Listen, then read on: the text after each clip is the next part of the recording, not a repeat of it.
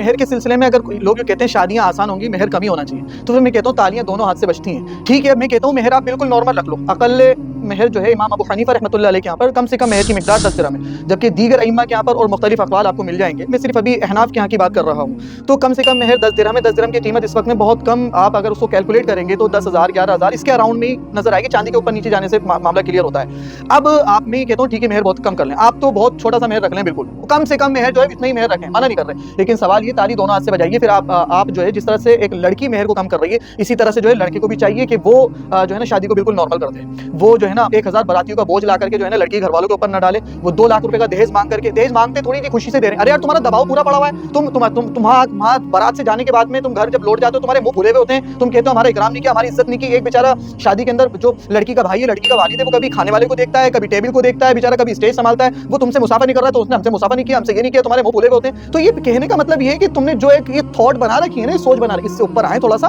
वो किस तरह से विदा कर रहा है अपनी बेटी को, आप इस बात को समझे। हालांकि आप खुद भी विदा करके आए अपनी बेटी को, लेकिन परेशानी ये है कि उस दर्द को आप भी झेल चुके हैं, लेकिन आप बजाय सामने वाले को उस दर्द को समझने के आप चाहते हैं वो मुझसे ज्यादा उस दर्द को झेले।